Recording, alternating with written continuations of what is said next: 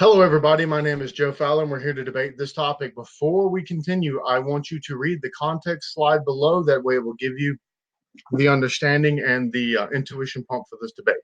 That being said, the motion: this House would rather save the life of a single child over extending the life of 5 adults by 10 years. Today, we are discussing the proposition of the single most precious part of our lives, children. That is why I gladly affirm the motion that this House would rather save the life of a child over extending the lives of 5 adults by 10 years.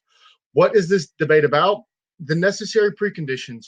This is one individual with disposable income large enough to make the donation. This choice has no other effect than on this person and the person donated to.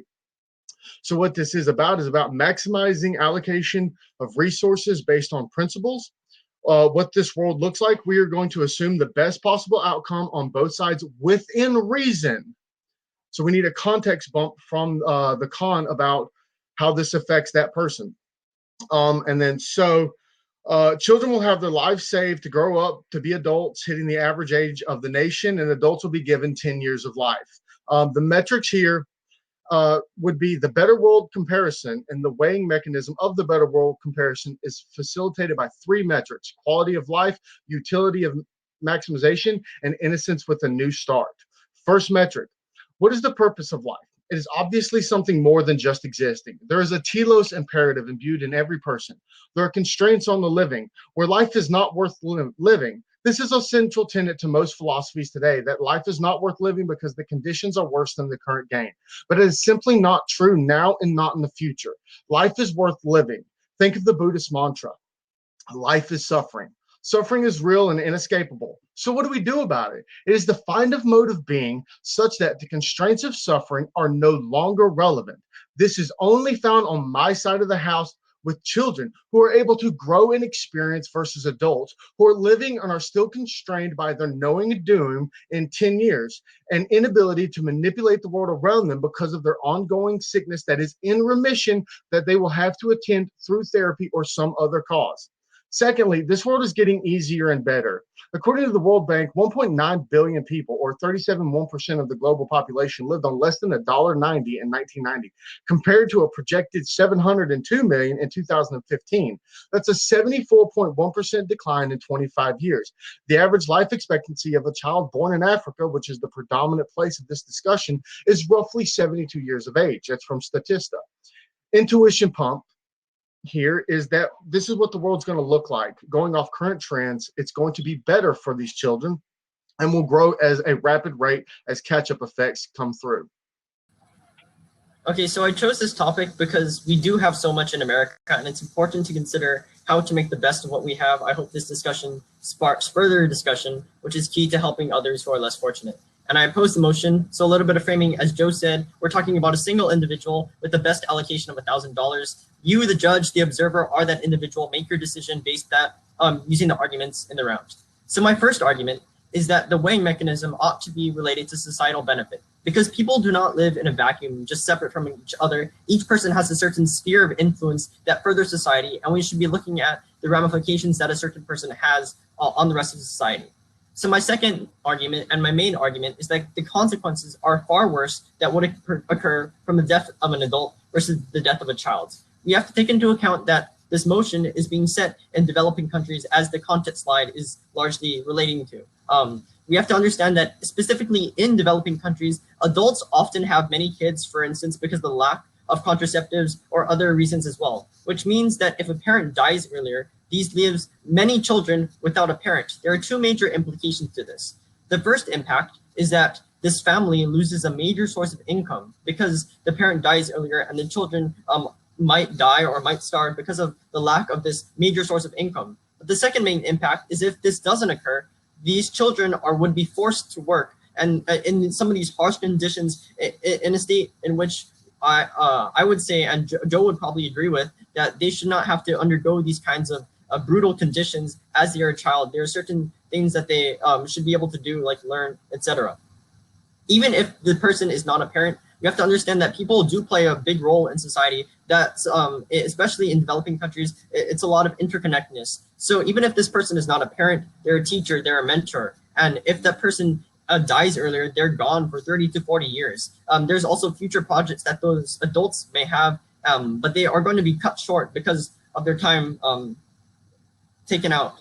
Now, one of his main responses to this is that they are in sickness or in remission. I want to point to the context slide, which says this could refer to preventative measures as well as remedy measures. We're not saying that the person is decrepit and like won't be able to do anything. We say that they will still continue to have effective years of life, maybe not as effective as if they were 20 or 30, but they would still be able to have a tremendous impact in terms of emotional development of their children, as well as being able to provide a source of income that helps others. And finally, my third argument is that people are just generally more sympathetic to children, and more people choose to donate to children. So you, as a someone looking to donate, ought to give to adults because other people are more likely to give to children. There's a greater efficacy in this sense due to the allocation of resources if you are to give to an adult in this instance. All right, thank you. So let's go over what you said, that the parent is going to be the major source of income, that these children would be forced to work in brutal conditions. Look, even if we buy that, most of that already stands now in these developing countries, that these children are still going to be working. And secondly, I find it odd that we're going to be talking about like the content of the child's life, because it's going to be looking at it in like obviously the suffering is going to be constrained, but the adjustment on my side of the house and the mode of being is going to make more sense as we continue. So I'm going to jump into my second contention. My second metric, utility maximization. Utility is the state of being useful and represents satisfaction. So both of these fall directly on my side of the house. For the state of being useful, we see children as the arbiters of the world in the future and the growing economies. They are far more useful, and not just for production of goods and services, but also for the growth of human capital in these areas. The second is the representation of satisfaction. We can all agree that the joys that a child gains through learning and playing far exceed what adults gain in utility, because almost every experience for a child is new versus the adult that has mostly seen their world. We also need to look at it from the long run perspective, that a child growing up to the expected age will gain far more overall utility by the mere fact of time, as discussed earlier, with 72 years versus 50. Also, is the utility gained by the loved ones of the child. The mother, the father, and the siblings will gain more utility than the utility depleted by the 5 adults being lost to families, because subpoint A, the persons will only have life extended by 10 years. Subpoint B, this 10-year extension will still have many hardships on the family due to only having the deadly disease in remission or having therapy help them. That's not in the context slide that it means preventative. It just says that it's in therapy. And subpoint C, the therapy and the future loss will cause a depletion of utility. Therefore, the one with no depletion has the outweighing mechanism.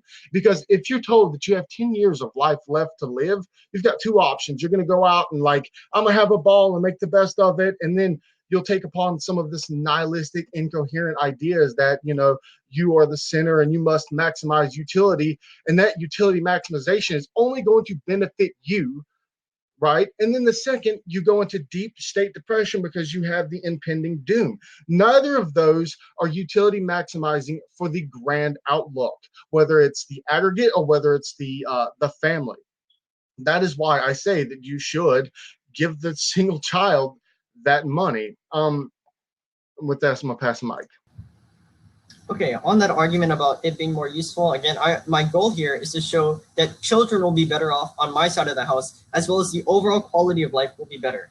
So his first argument under this is that the children are, that there's a growing economy, that children can need to, I'll get to this as I talk about how on my side of the house. But secondly, he says that it's important to look at the satisfaction that does occur when a children is able to experience these things. I want to point out here that that is important to know that if you're taking away this parent or this teacher from a lot of children, you're actually making life worse off for them, because they have to work. They're possibly starving and dying in this manner. These are a far greater extent of harms compared to just a single child. Additionally, I want to point out that this isn't just you're most happy when you do something for the first time. I would argue that many things in life, the more you do it, like reading a book or experiencing new things, it's a complex process that isn't necessarily linear and that tables off after a certain while. In regards to adults, I think there's a certain way in which they can experience and enjoy these things like reading a book or teaching or doing these other things that isn't necessarily has the most utility at the first and then suddenly drops off. Next, he says that this life would be one lived in remission. I want to point out that even though they may be recovering from this disease, it's not going to cripple them entirely. They'll still be able to provide a source of income leading to this advantage. They'll still be able to work and mentor their children in whatever profession they do serve. His next argument is that one person would be able to live a fuller life and that the average life expectancy would outweigh this. I want to point out that in developing countries, the average life expectancy isn't 80 years. Again, so we're talking about maybe an equal amount of years saved on both sides of the house in terms of the amount of the calculation of 5 adults by 10 years, or the life of a child who we're probably looking at maybe 5 years old.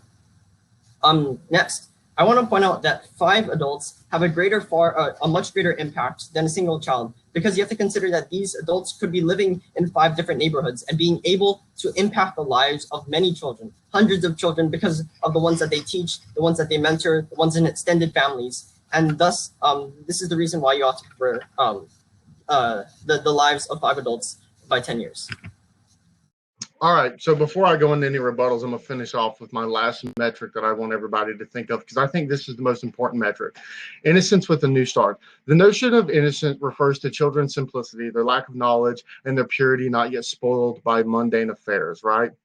The innocence is taken as the promise of a renewal of a world by the children. That's from the Childhood Studies of Oxford. Human rights apply to all age groups, right? So children have the same general rights as adults. But in 1989, however, the world leaders decided that children needed a special convention just for them, because people under 18 often need special care and protections that adults do not. That's from UNICEF.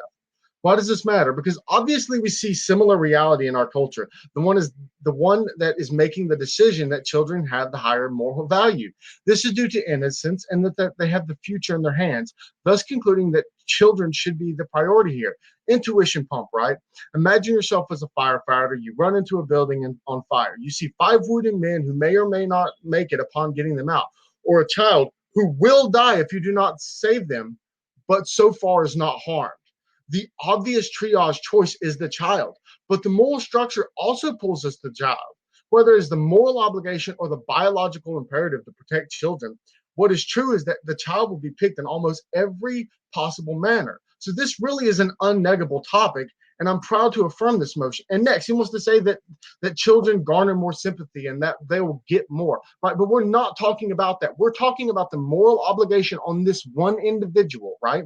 So the rest of the world does not matter right now, outside of like the direct impact of that person and that other person, right? That direct impact here that we're talking about falls on my side of the house, because obviously we do have more sympathy to children. It's a biological imperative. This is a triage imperative that we have to make and state that the child should be prioritized over the 5 adults. Next, when he talks about the impact that these adults will have, he seems to forget that this is a third world country. This is a terrible place to live.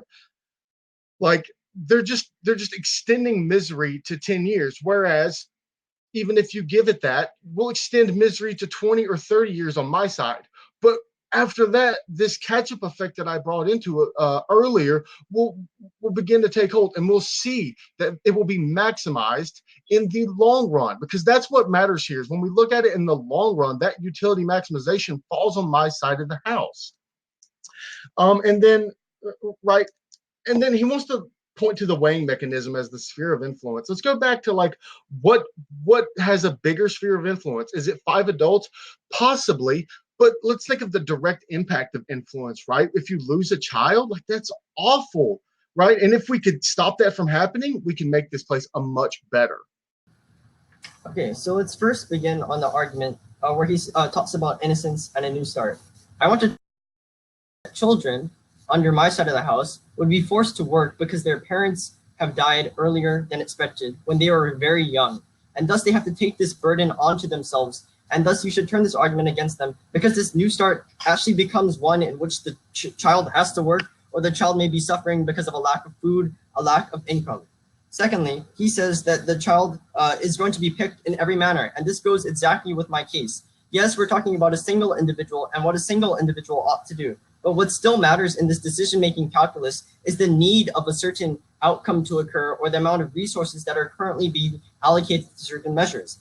I'm saying that more resources are being allocated to children, which means that we have to consider the importance and impact that this kind of donation, instead of an over-allocation, would make in the lives of an adult, who I'm arguing, if you are to side with my side, you would have more children and better lives of children, as well as saving more children as a whole, and bettering the quality of life in this instance. Let's move on to my weighing mechanism of seeing the context of the sphere of influence of people. Again, what I'm mainly arguing is that we're trying to maximize the quality of life for people, in the sense that people, we have to look at the direct ramifications of what a death of a child and what a death of an adult will occur, and what ramifications these things will have, and compare the two. On to my second argument, saying that there are consequences that are far worse from the death of an adult versus death of a child. He doesn't negate any of these claims that says that children will lose a major source of income from their parents. Also, an emotional support and an ability to teach and mentor these kids is something that you lose out on, and is something that has great ramifications on this life. He says that there will be a better life to come in 20, 30 years.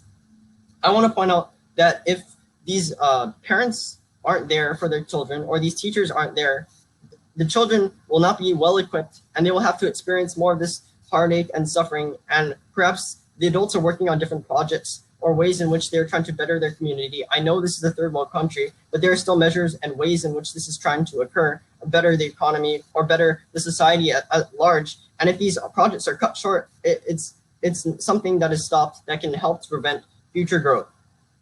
What am I providing you on this side of the house? I'm saying that there is a better alternative on my side. You have to understand the world of the opposition, of the con, is one in which you save more children. It's one in which there are better lives and alternatives. It's one in which you can affect 5 different neighborhoods because a parent is there for 10 more years. The parent is able to still carry out their duties and affect others in a way that a child cannot. All right.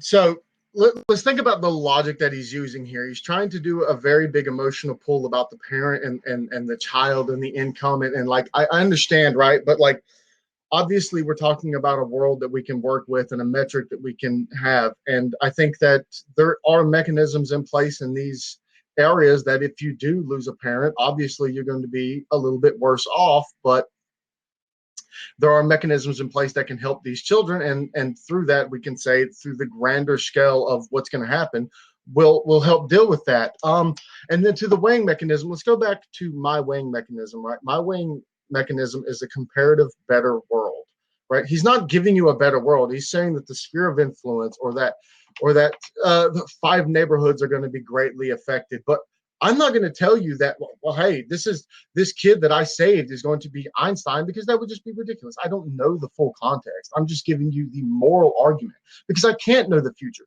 But what I do know is based on like the predictive capabilities that we have on like the economy, that it's rising and it's getting better. We do know that. We do know that that there's a moral imperative for children. Obviously, that's built into our chromosomes, down to our very being, that you should do this, right? So I'm not telling you to do anything that goes outside of your moral being, right? And if we look at it this way, right? So you would be morally culpable for a child dying versus morally culpable extending 5 people's lives, right? So again, weigh the moral mechanism here, not just the economic arguments I'm making, and not just the comparison worlds. Weigh the moral arguments as well. Right. So let's get down to some other points, like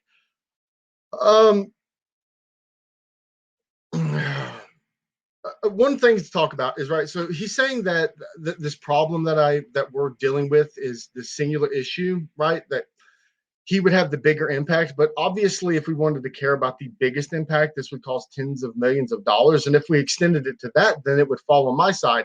The last thing I'm going to make is like a policy statement, not necessarily total, but like, so like, The reason why these third world countries have like these really high rates of children, as he pointed out earlier, which I meant to talk about, is because that these children die from the age of 1 to 5. So they have to pump out kids to like make sure that at least 2 or 3 survive, right? So if we take it to the aggregate and we look at like more people should do this $1,000, then we would say that even more utility falls on mine, because that would lead to, like, I don't know, greater liberations of female rights. It would reduce the overpopulation problem that they currently are having, and it would save more children in the long run, right? So let's take it from the small to the big. Okay, well, if you're talking about small to the big, you have to realize that that multiplies the impacts on both sides, meaning that the small impacts that we're talking about on both sides are equally multiplied on each side, which is why I think, and I think we agreed upon, we should look on the smaller impacts and the decision-making calculus that goes into a single individual, as we agreed upon, and what that has on the world and what kind of impact that would make. So he contests that I would be morally culpable for the death of a child if I were to give to further the lives of 5 adults by 10 years. But I would say on his side of the house that you're morally culpable for the deaths of more children, or starving children, or forcing these children to work when they're so young. That is going to occur if you are to take an adult out of the world for 10 years shorter than is possible. On his first argument, he says that this life would be a life not worth living, because it would be in remission. I want to point out that, again, he didn't really contest that this person will still be able to exercise their faculties, to be able to work, to love their children, to do these things. They're not in this old, decrepit state. Secondly, I want to point out that the suffering, when he talks about suffering, the suffering is far worse when you're talking about an adult, because the adult has experienced a lot more of what makes life good, and they are in more of a suffering state than if you were to say a child. But I'm not trying to just say that. I'm saying that the adult has more impacts because they know more people, they have lived a longer life, and they're able to reach more people as a whole as compared to a child. On his third argument, looking at how there needs to be a new start, again, I turned this argument and he didn't respond to it, saying there would be forced labor because the parents wouldn't be able to care for them in the same kind of way. Moving on to the arguments that I presented. Again, I talk about the weighing mechanism of a utilitarian benefit, a societal benefit, because we have to understand what happens if a child is to be taken out of the world versus what happens if 5 adults are to have their lives cut short by 10 years. I say that there are 5 neighborhoods that can be benefited, and children can be benefited, children can be saved as a result of this adult continuing to live. Secondly, I say that the consequences, again, are far worse. Now, he might say that, let's move on to my third argument, in the fact that people are more sympathetic to kids. Others are more likely to give to children, which means that there is a greater need for adults to be cared for and helped so that they can help children as well. You have to consider that there is a far greater allocation to one side, which means that your impact of your donation will go to a far greater extent. It will have far greater efficacy if you are to side with the con in this respect. All right. So first off, things that I did address, the forced labor. I did address forced labor. What I said is that there should be, and there very well is, a mechanism in place that can deal with that. Secondly, I don't necessarily think that forced labor, because I don't think it's forced. I think some of these labor and workshops are a complete net negative. There is some utility and there is some benefit to these children. Obviously, they get to learn human capital gains through learning a job and becoming better acquainted in the future with some of their machines and technology that's going to be coming into their lives. So I don't think that that's a problem. I also pointed out that education is rising even in these places that do kid labor. They also hold schools there. So again, that's not a net negative. You're just pulling that out to say it is, but it's not. Secondly, to address the more sympathetic to children argument again, right? So I'm telling you as an individual, you don't know anything about whether there's more people giving money to children or there's more people giving money to adults.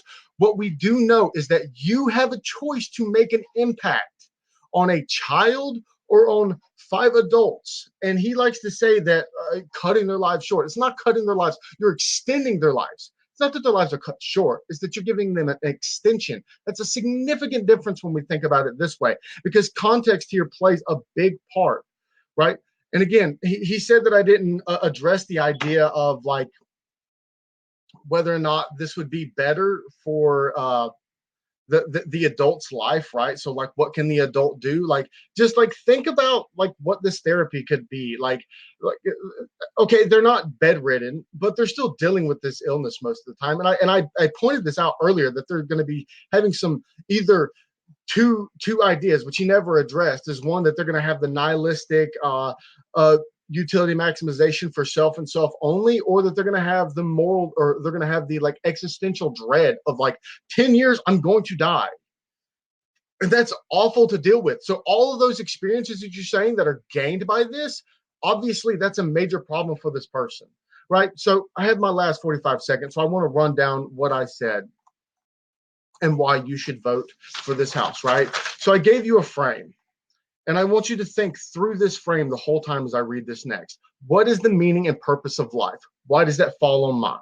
Because obviously, if life is suffering, having a mode of being makes life not unbearable. And children get a mode of being more so than adults who have 10 years left. Utility maximization. They're going to utilize and maximize their utility in the short run and most definitely in the long run. And third, the innocence with a new start. He doesn't give you a good rebuttal for this. So overall, I think everyone should vote for this house. And thank you so much, Josh.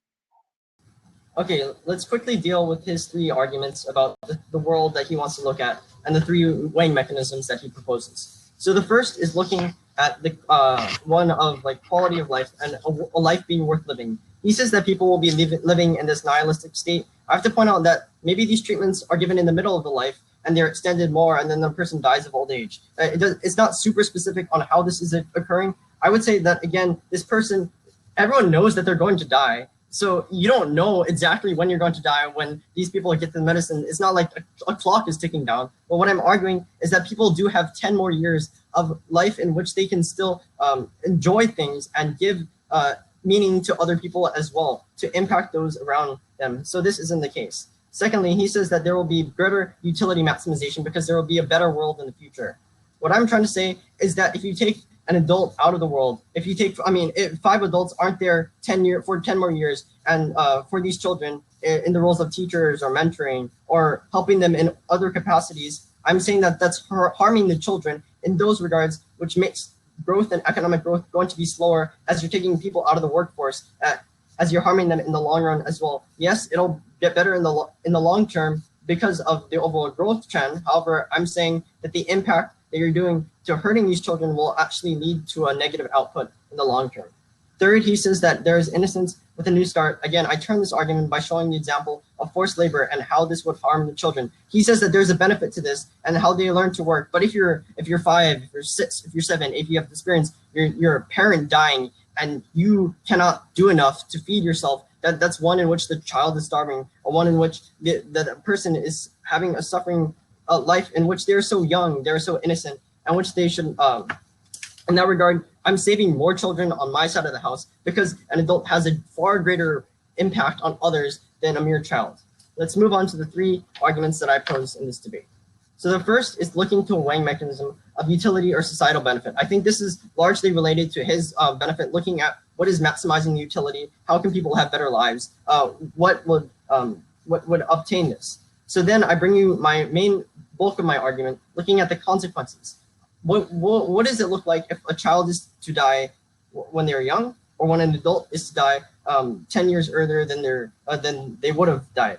I say that, again, this is when there is a major source of income taken out because of the lack of teachers, of parents, and this is forced child labor. This leads to children starving and possibly dying from this. And lastly, you have to realize that people in the long term are just going to be more sympathetic to kids, which means that you're going to have a better efficacy if you are to give adults. You can reach more people because of the amount of people and children that adults have an impact on. For that reason, I oppose. All right, I would like to thank everyone for watching this. I would like to thank Josh, and I hope that everyone enjoyed this. Have a great night. Just wrapping it up, I'm not going to make any new arguments. I think I chose this topic because I think it's a really good discussion, and just wait to spark discourse. We have an impact, and we can give to others, and how we can make a difference with what we have. Because here, these kinds of things that we're talking about, we don't really know how terrible these things are, and we're talking about them, but we cannot really picture them in our mind. But we should do more with what we have to help others be able to live a life that we have.